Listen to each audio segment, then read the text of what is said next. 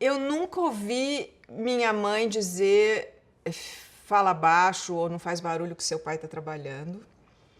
E eu corri muito de pito da minha mãe porque ela estava trabalhando e eu estava atrapalhando. Eles não tinham muito espaço de trabalho. Minha mãe trabalhava aqui na mesa da sala, ele trabalhava no quarto dele, tem uma mesa. E a minha mãe, quando ela estava trabalhando, não podia chegar perto que ela explodia. E o meu pai é o contrário, ele o tempo todo ali na máquina, sentado na mesa dele, no quarto dele, tac, tac, tac, tac, tac, tac, tac. Para mim, o trabalho do meu pai nunca foi um trabalho, era uma espécie de extensão da natureza dele, sabe? Sempre que eu vi ele lendo, sempre que eu vi ele anotando, sempre que eu vi ele batendo a máquina, aquilo era trabalho, mas era tão absolutamente natural nele como quando ele não estava trabalhando. Era uma circunstância que emanava dele com uma absoluta naturalidade, como se fosse um dado integrante da personalidade e que tivesse ali como andar, como conversar, como me contar uma história, bater a máquina, ler, fichar um livro. Se a gente entrasse e pedisse alguma coisa, ele imediatamente parava e atendia, né? E tinha coisa, eu acho que até uma coisa que ele herdou do pai, porque ele contava que o pai, depois do jantar, falava: quero minha mulher e meus filhos aqui perto de mim, que família para ficar perto da gente. E aí lia um trecho da Guerra do Paraguai, lia um trecho do romance, ficava ali conversando. Meu pai contava as histórias. Então, ele tinha uma coisa assim de, depois do jantar, era o tempo de ficar com a família. E ele foi um pai super presente, super presente. Para mim, pelo menos, então, de levar no teatrinho fim de semana, de levar para passear. Ele sabia muito introduzir as crianças num ambiente formativo e onde havia um intuito educativo, mas que a gente não percebia. Ele contava que o pai dele fazia isso com ele, com os irmãos, e ele dizia: eu nunca soube fazer isso com minhas filhas, mas ele fez exatamente, não fez como o pai fez, mas fez de outra maneira, e que era essa, né,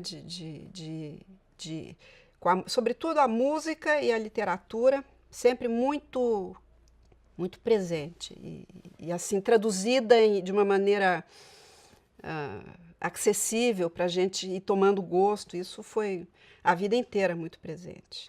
Tinha uma outra coisa que ele dizia: olha, isso aqui você não deve ler. Eu lembro que tinha Lucila, como eu era muito menina, eu tinha 12 anos, Lucila do José de Alencar, não leia esse.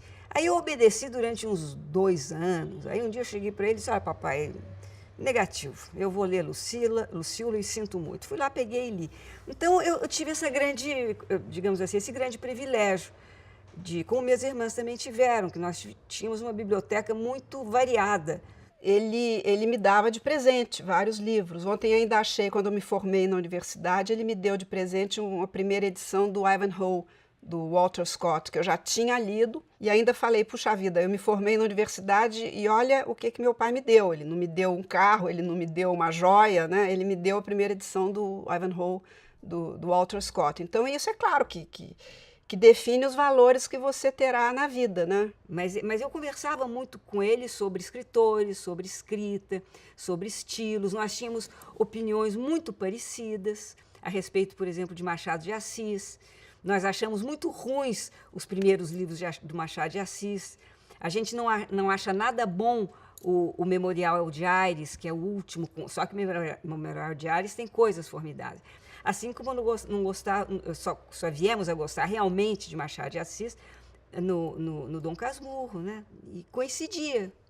Por exemplo, tem uma coisa que ele gosta muito e que eu não gosto nada, que eu li recentemente, pouco antes dele morrer, de tanto ele falar, que é um escritor que eu adoro, aliás, que é o Eça de Queiroz, que é o Mandarim.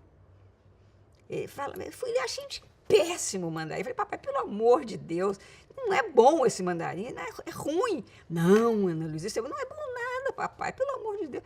Então, essa, por exemplo, era uma discordância recente. De tanto ele falar, eu fui ler e achei chatérrimo. Fui até o final em homenagem a ele. Era muito rico conviver, conversar com ele. A gente passava a semana guardando as perguntas que a gente ia fazer no domingo para ele, e chegava domingo, ele respondia todas as perguntas. Às vezes levantava e ia pegar um livro, pegava uma enciclopédia.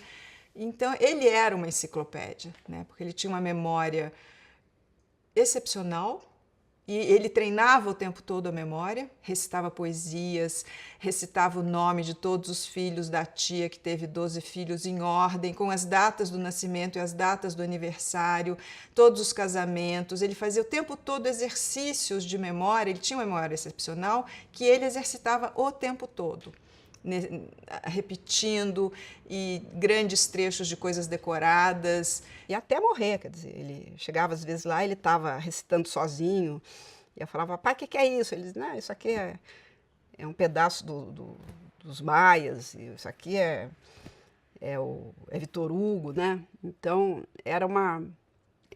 a literatura para ele era uma coisa imprescindível, realmente. Ele tinha uma relação com a literatura profundíssima, né? E nos momentos difíceis, às vezes,